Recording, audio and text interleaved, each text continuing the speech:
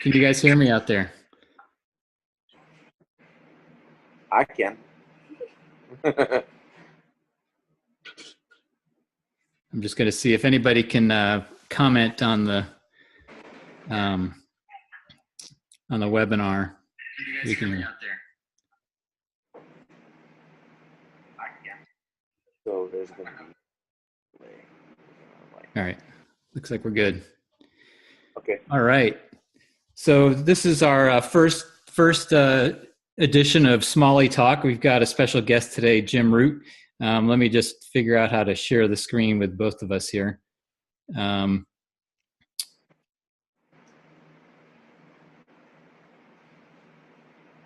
it before. All right. I think that should do it.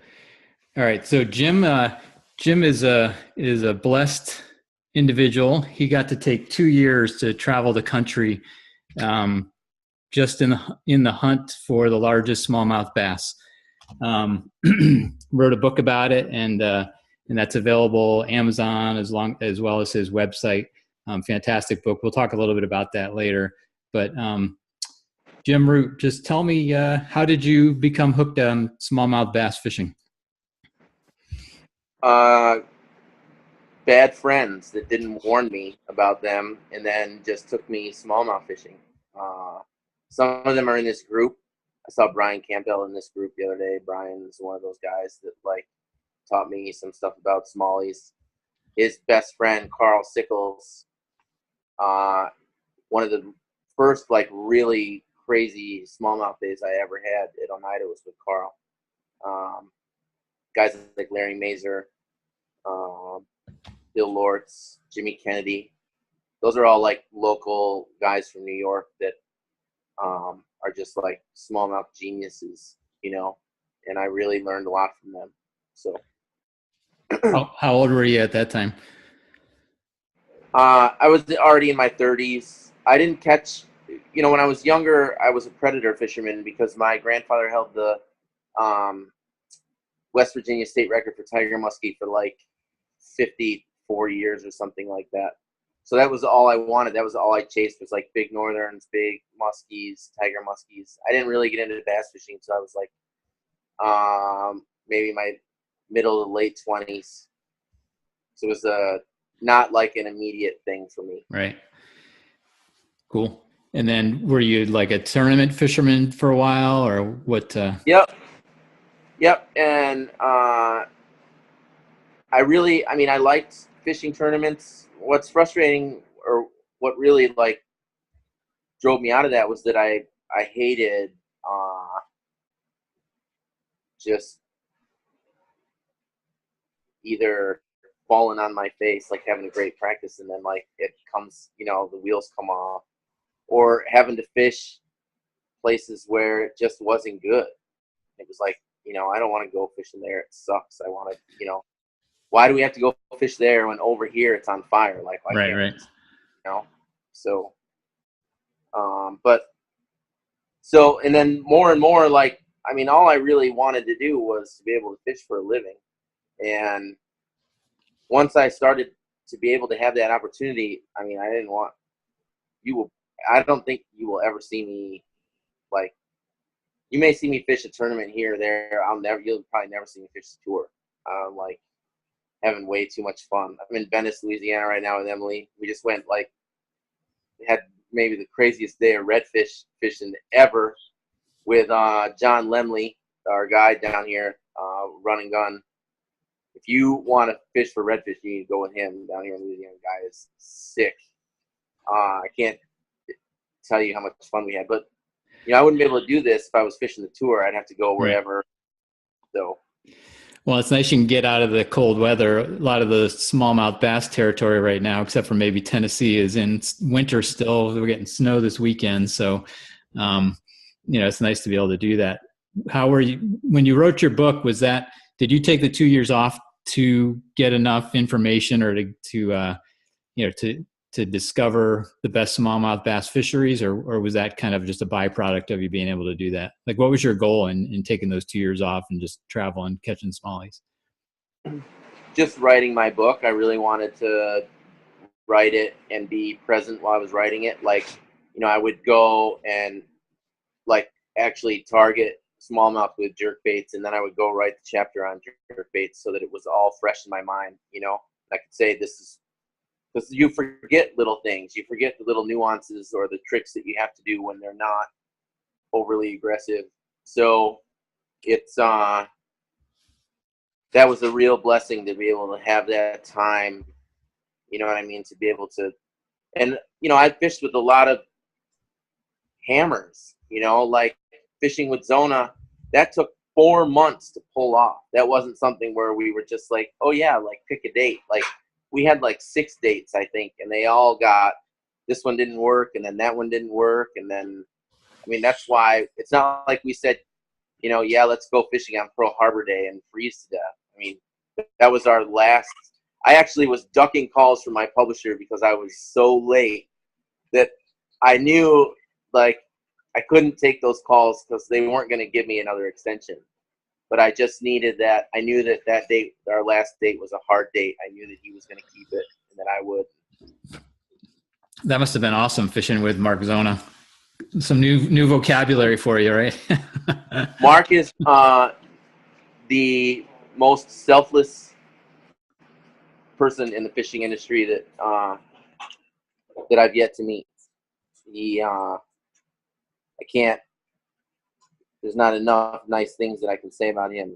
You know what I mean? And the way that he has helped me, and his family is so great. His boys, his wife Karen, they're all really amazing, and I just feel very fortunate to know them. So that's awesome. All right, let's get into some nitty gritty here. Do you have this is going to be a tough one because you've been all over the place. Do you have a favorite river and a favorite lake that either you've had the best day on or the one that's just flat out fun to fish? So my favorite lake is still that lake in Michigan that I've never named. In fact, Emily every once in a while will joke that I still haven't even told her the name of it, and I haven't. I won't tell anybody the name of it. If you Is want to that the fish one it, that Jonathan Van Dam refers to as well? Do you know? I don't know. I have no idea. All I can tell you is that if you want to fish that lake, you have to fish it with Tony DiFilippo. He's the person who took me there, and Right. it's incredible. And if you do that, you'll understand why I won't tell anybody the name of it, because it would get destroyed in an instant. Right.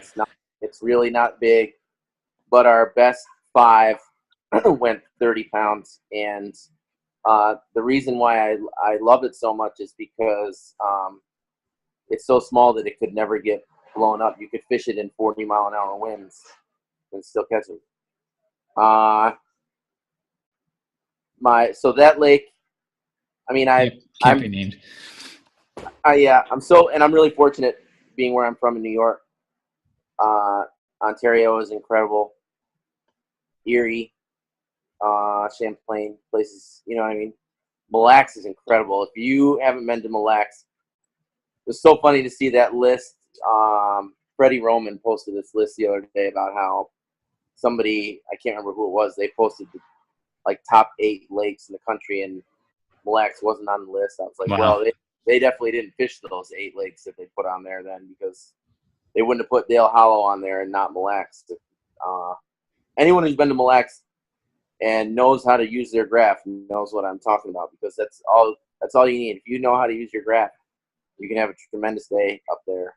And if you haven't been, I highly recommend it. People that they do go. It's an amazing place. Favorite river for smallmouth? I don't know. I really like the Sus, but the New River is pretty.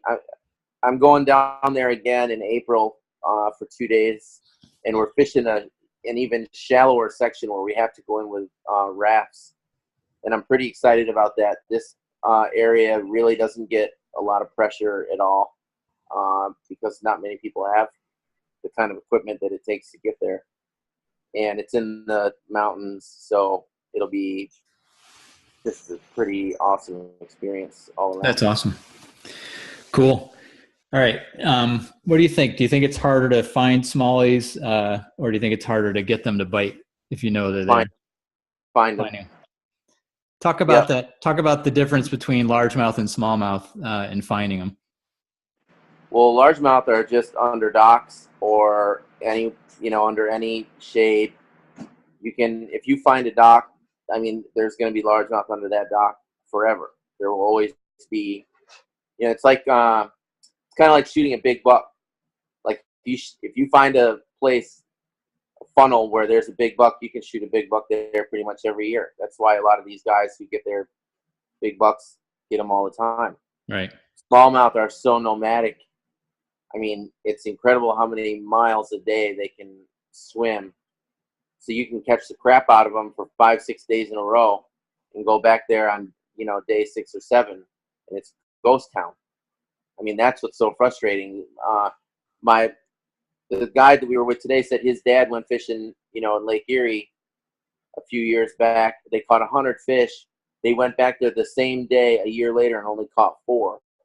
And it's, there's so much that goes into it. There's weather and Wind. water clarity, Right. all of it. Yeah, and they move in packs. And do you find that the year class moves together? Like if you find a bunch of 3-pounders, if you find a 3-pounder, you're going to have 3-pounders, or do you not find that? I find that in the river sometimes, but Yeah, it depends on the body of water. We noticed that though. There's some places, when I fish like Chameau with Billy Lortz, I saw this bluff wall and I was like, "Come on, we got to go hit that wall." He's like, "No, that's the hatchery. The only thing we're gonna catch over there are like 6-inchers." And he was right. That's all you catch over there year after year, just these huh. 6 fish. Some lakes you can find mixed fish, but for the most part, Candlewood I've found is like that. There's a lot of mixed fish. Sometimes you have to weed through the little ones to get to the bigger ones. But definitely like Erie, you find those big schools, like those are all big ones. So I think it depends on the body of water. With it being springtime now, what should people be looking for to try to catch their personal best? Would you say, like, let's just say in lakes first? Well, in lakes, I would be looking for like the warmest water I can find because they don't want to be. I mean, it's been, especially this winter, it's been horrible. But in rivers and stuff like that, in rivers, I'd be looking for clean water, and I would be fishing the edges of like the fast moving water because they don't want to. This time of year, they don't really want to like work a ton. They're just coming out of their wintering holes, those deeper holes where they haven't had to like spend a lot of energy, in the north anyhow.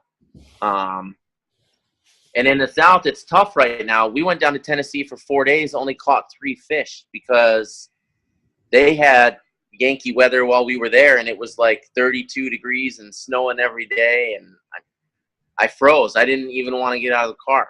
I was miserable. Right. So that's what I would be looking for in either place, warm water or slow moving water, not a lot of current.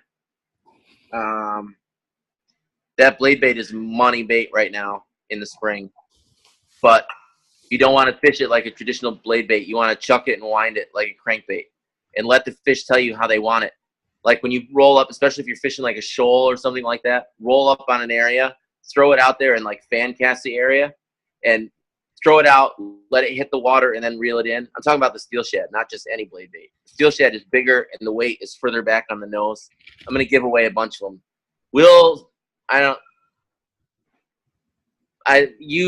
However many, I don't know, I'll give away 10. 10 people comment on this. They better be like, I don't know, comment about like what your best blade bait experience is or something like that. Here, I'm going to Right? show. Say I don't ever catch. Let me show people the Yeah. bait here. Let me see if they'll see it. So this is the one he's talking about here, the steel shad. And if you compare that to the other blade baits, the difference is that the weight is back.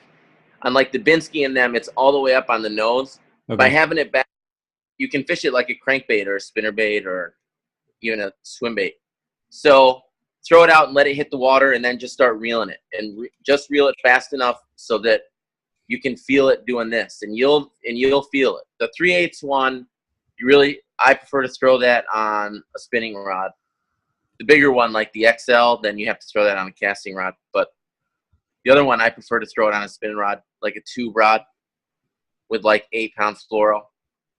And you cast it out and it hits the water and you reel it back in. If they don't bite it and you fan cast that area, then throw it out and count it down to like 5 and then start reeling it. And then if you don't get bit, count it down to like 7, depending on how deep you are.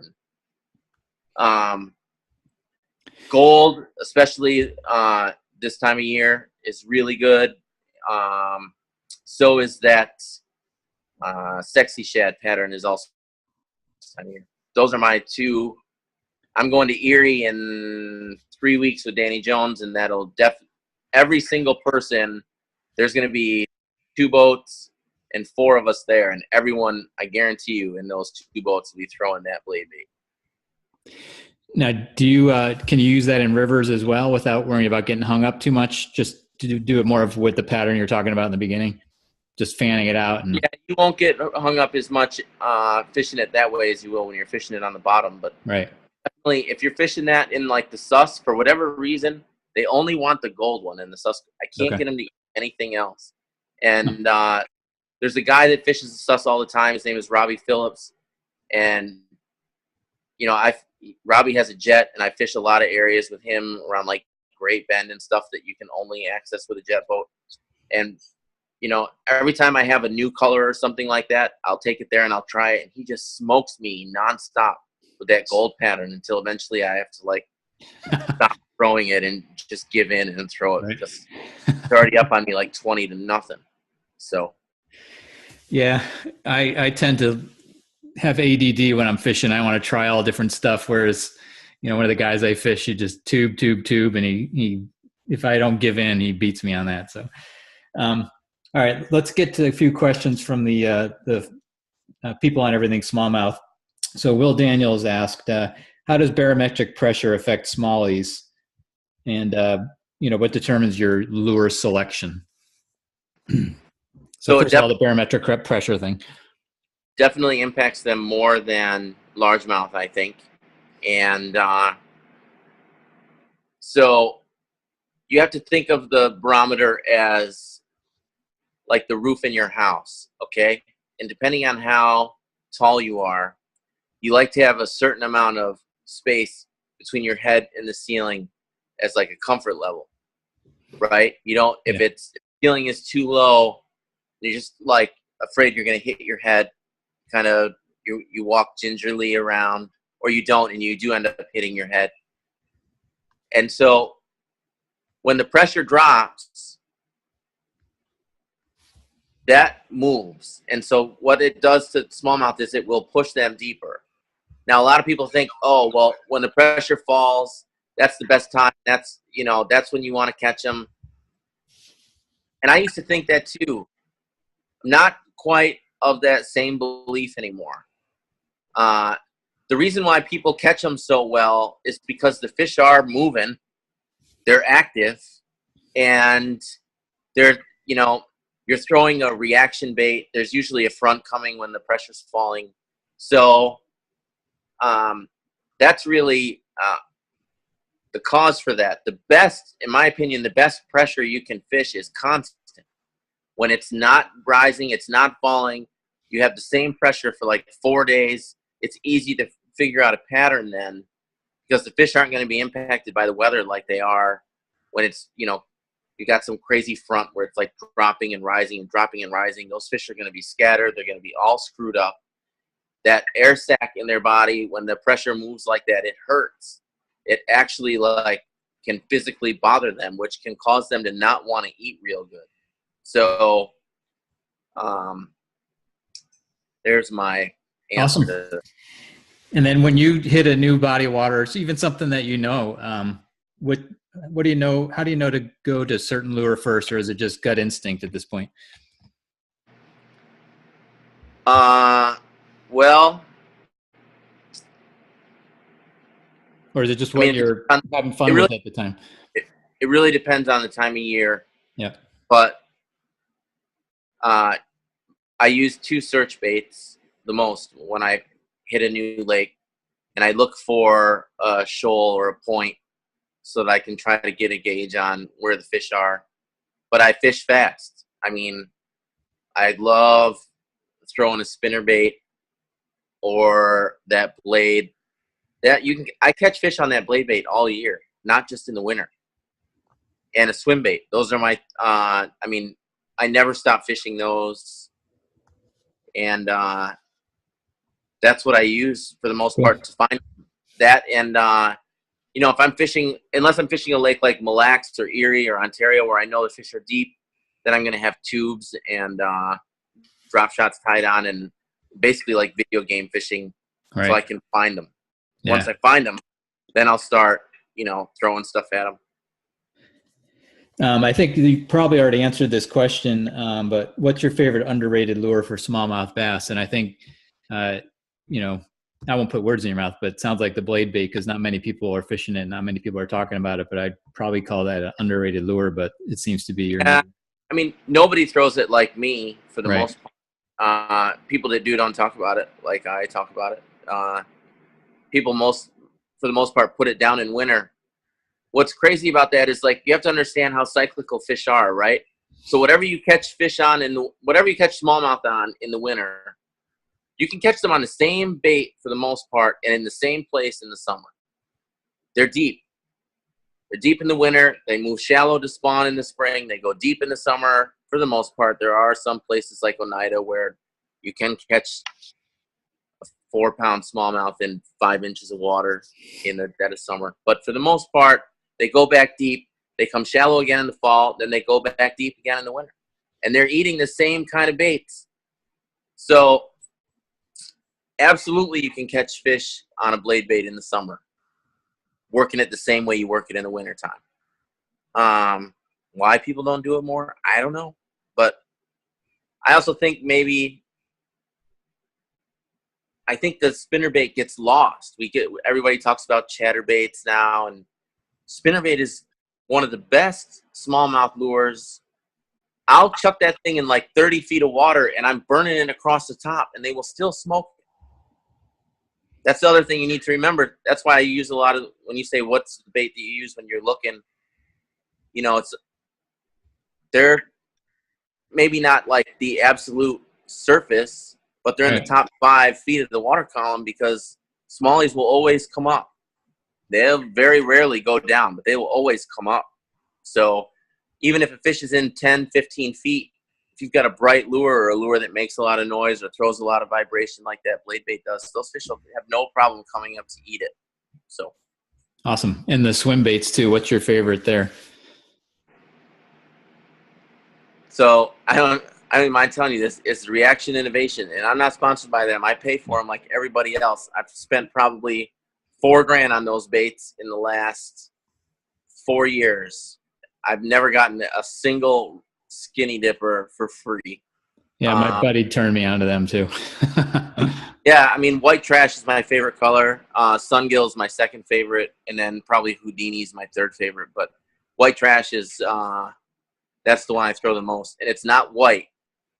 It's white trash. And the difference is the white one is just white, and the white trash has like pretty much every color flake or glitter that they had laying around on the table when they poured the plastic. So Cool. All right. Let's see.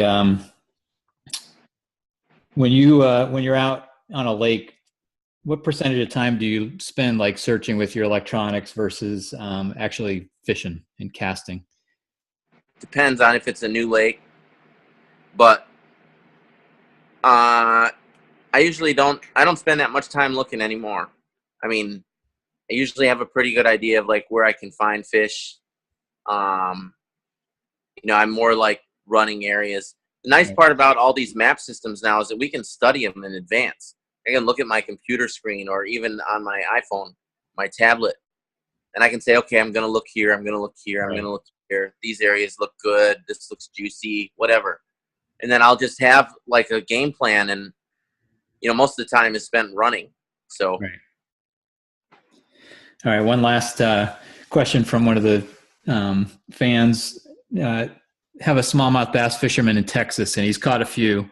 Wants to know how he can find more smallies in Texas. So actually, my friend M is here, and she's from Texas. Yeah. So before she answers seriously, though. Before I answer this seriously, the best way to find smallies is to just buy a plane ticket and go up north. But if you're limited to the state of Texas, I would pick out like maybe the 3 best smallmouth lakes, which there's probably only about 3 decent ones anyways. And that'd be like Lake Belton, Lake Texoma, and maybe Lake Steelhouse. I don't know. There's not a lot of really, like, there will be a few smallmouth in some lakes, but not really populated with smallmouth. But probably the best one is Texoma that I've been to, and Belton is pretty good. And Steelhouse used to be a lot better, but it's not as good now. And actually, Keith Combs is a native to Belton Steelhouse reservoirs, so he knows a lot about fishing over there. But you can get big smallmouth in those lakes, just not a lot. It's not very common, but I'd say if you're really fishing for them, the best way to find them out there is to just fish out deep. I've never seen anyone, or I've never caught any smallmouth up shallow in Texas. It's probably doable, but I'd say to go at the time of year where they're going to be out, and you can graph around and figure out what's smallmouth and what's not. Because if you're fishing up shallow for them, there's a good chance you're probably just going to catch largemouth and maybe run into a few smallies. But if you're out deep, you can kind of differentiate and figure out if it's a school smallmouth or largemouth and go from there. Any rivers in Texas with smallies, do you think? What is it, the Grand? Huh? Is it called the Grand, I think? I don't think so. No. There's a couple, but they're not sizable fish that I've heard of. I wouldn't. They're dinks. I don't know where they would be. There's okay. Well, maybe the Devil's River actually has a few, I think. But that'd probably be the only one that I've ever heard of. Not anywhere near me, and not anywhere I travel a lot in Texas too, but not any of the places that I've ever been had any smallmouth rivers. Cool. All right. Yeah. So Jim's book, I'm just getting through it now. I mean, he goes through everything here. I got the Kindle version, but describing smallmouth, boat prep, weather conditions, finding where they are, using your electronics, watching birds out on the big water to figure out, where smallies are chasing bait fish up to the surface, how to fish for them in rivers, lakes, and then a whole another section on lures and the various techniques. It's full. He doesn't leave anything out. Like I remember him saying, he's going to put all his knowledge in there and not hide anything. So definitely pick up his book. And who wants a couple blade baits out there? These steel shads. Just make sure you put some comments down below, some good comments, and then we'll just pick 10 people at random. I'll let Jim decide if it's a good comment or not, and then we'll contact you. I got a whole bunch. So we'll start with 10, and if we end up with 100 comments, then maybe we'll give away more than 10. All right. There's definitely enough to give away a lot more than that, but we'll see. You know what I mean? See what the response is. All right. Yeah. Awesome. Hey, thanks for taking the time to do this. I really appreciate it. Yeah, no problem. And enjoy the snow. I'm going to enjoy 4 days down here where it's 75 degrees and smoke some more reds before I come home to fish for brown ones again. I hear redfish are kind of like fishing for smallies in terms of they are psycho. That is absolutely accurate. Yeah. So, all right, I got to do that sometime. All right, thanks a lot. Appreciate it. Yeah, no problem. Thanks again. Take care, guys. See you. Bye.